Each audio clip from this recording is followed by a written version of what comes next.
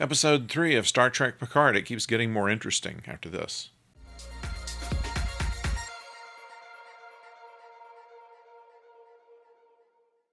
Hello out there, I'm the oldest nerd, and what we have on this episode is a rather interesting group of things. First of all, we find out that Hugh, the Borg first saw in Next Generation, is the head of the Reclamation Project, and the Reclamation Project is to try to recover some of the Borgs. They take out their mechanical implants as much as they can, and apparently are trying to communicate with them again. There are some Romulans that were the last that were assimilated by the Borg, and that's what caused the breaking down of the cube. The answer to that is one of the mysteries we think that we're going to have in this series. Also, when they were coming aboard the Borg cube and the camera was panning inside, you noticed that the lights made ones and zeros before they actually went to where Soji, who is the sister of Daj, is working. Now, we find out that she knows that she has a twin and even called to ask her mother how the twin was doing. The mother lies, and we're beginning to think that the mother of Sosi and Josh was not real.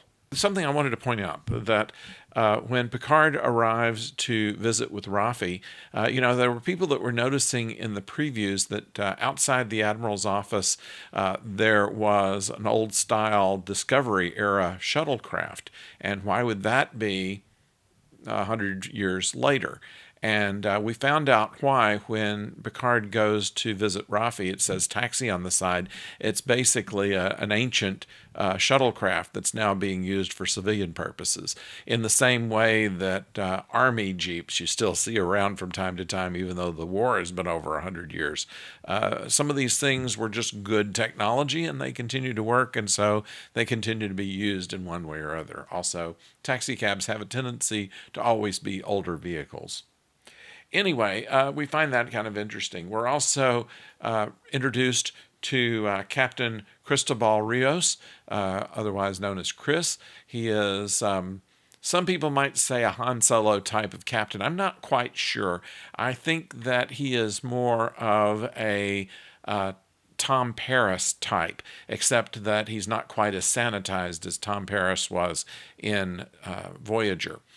In this case, he is a former Starfleet officer who has had some kind of run-in with Starfleet. Apparently, the death of his captain, another great man. They haven't named who that person was, but apparently it's enough to where he is a little bit reluctant to team up with Picard. At any rate, interestingly, his EMH, he was injured by something, a piece of shrapnel, a titanium shrapnel, they said, and his doctor looks just like him. In fact, he has a holographic doctor and a holographic navigation aide, the navigation aide is with an Irish accent and very enthusiastic about Picard having a possibility of traveling with them. And what it looks like is that between the holographic doctor and the holographic navigator, we've got a way of understanding where Rios is coming from. It's kind of a personality sharing kind of thing that he would not say directly, but his holograms can kind of inform us of his own inner conflict, and I find that rather interesting. We find out that Picard knows, not personally, but knows of Commodore O and believes that she's a Vulcan, although it's been confirmed by the producers that Commodore O is actually a Romulan. So obviously she is a Romulan that is undercover, and in the course of talking with Raffi says that she knows for a fact that there are Romulans in Starfleet that are double agents. So there is the chief of security for Starfleet apparently is someone who we shouldn't trust, as if we didn't know that already. Now her assistant Rizzo has gone back to the Borg cube and joined her brother there, who is using his own kind of charm to try to do whatever it is that they want Soji to reveal to them. And she's had her ears and eyebrows re-Romulanized. Free Cloud, this is something Raffi is researching, and she thinks that is where Maddox is, the person who is behind, who probably designed Daj and Soji. And so that is where Picard and a motley crew are going.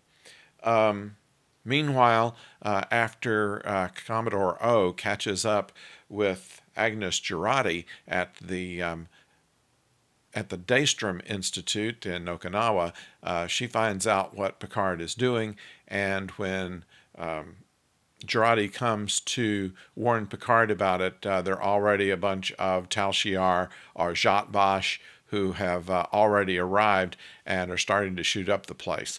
Zhaban and Navi are fighting them off, and interestingly, Picard pulls a phaser out of a hidden place behind his desk and starts shooting at them, and Zhaban falls to the floor, finds another one that is pinned underneath a coffee table, and starts at them as well. I have to be admirable of the preparations that they have made on Picard's behalf, or Picard has made, because his stately winery does expect that there's every once in a while going to be some people to come visit them that they're not going to want to see and need to be more persuasive with. We find that the ship that they're traveling on is called the La Sirena, which is siren in Spanish, and it is indicating that the siren, of course, is like the sirens of classic literature that attract you to things perhaps you shouldn't be attracted to. There is some backstory that is worthy of talking about here, that the between Raffi and Picard, when the beginning of the mission to rescue Romulans from their world, various planets, as a matter of fact, it was Raffi was picked to be Picard's first officer because she had a brilliant mind and a knowledge of Romulans and their culture, and she rarely called him. And they were stationed on the USS Verity. The relationship between Raffi and Picard was more familiar than he even had with Riker. She called him JL instead of Admiral, and even though he was a bit perturbed at not having the military protocol, she got away with it. And she was a very efficient officer. She was a very intensely involved with the mission kind of officer, almost matching Picard's intensity to help these people. And a little of the backstory is revealed here, where it shows when Picard used his offer to resign as a threat that they called his bluff upon. It also caused Raffi to be fired, and she ends up in the middle of the desert, addicted. While you don't always see smoking in Star Trek, it's not unheard of. There was no smoking signs in Star Trek II on the training starship. So these are the things that I've noticed about this. We have a lot of mysteries to pick up on. What is Free Cloud? What is Maddox's reason for hiding like he is? Was it the Romulans that actually caused the synths to rebel? What is Hugh actually trying to do here, and why is he working with the Romulans? And finally, why would the Romulans, 2 times that Picard asked this question, why would the Romulans want to sabotage their own rescue? So, an interesting show, and we do get to see him say engage. So it had a good payoff on the show, and we can't wait to see next week's. So I'd like to know what you think about this. Please go to the comments below and tell me what you think. And of course, if you have not subscribed or rung the bell to know when the next video is coming your way, please do so. It'll help grow the channel, and it doesn't cost you a cent.